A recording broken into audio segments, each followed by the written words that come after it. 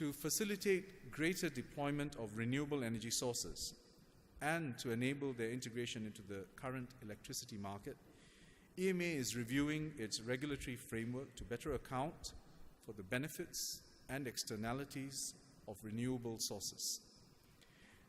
So EMA will be launching a public consultation today on the regulatory framework for intermittent generation sources such as solar energy.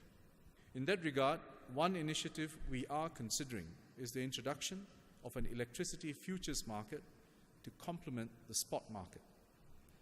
A futures market will help large electricity consumers to better manage price volatility by allowing them to secure long-term prices.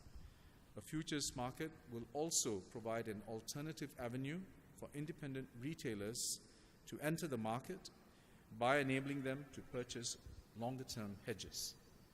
The entry of such independent players, in turn, can further spur retail competition to the benefit of end consumers.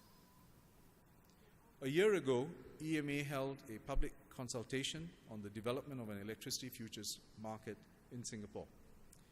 Taking into consideration industry feedback, EMA issued a request for interest paper in May this year, setting out the proposed design of the futures market and seeking indications that there is sufficient interest to proceed. I'm pleased to note that 6 generation companies in Singapore have indicated interest to collaborate with Singapore Exchange to develop the futures market. These companies are Keppel Merlimau Cogen, Samcorp Cogen, Senoko Energy, Tuas Power Generation, Tuas Spring, and YTL Power Seraya. On the demand side, government is also constantly seeking to help end consumers in Singapore to make more informed decisions and to optimize their energy use.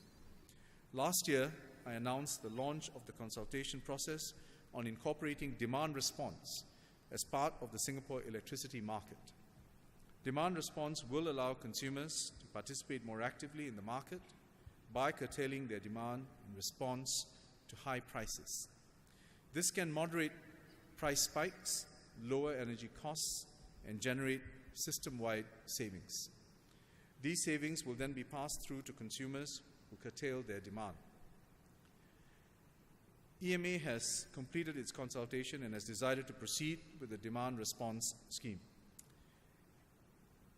EMA is finalizing its review of the feedback obtained and will be releasing more details of the scheme in a determination paper to be released at SIEW this week.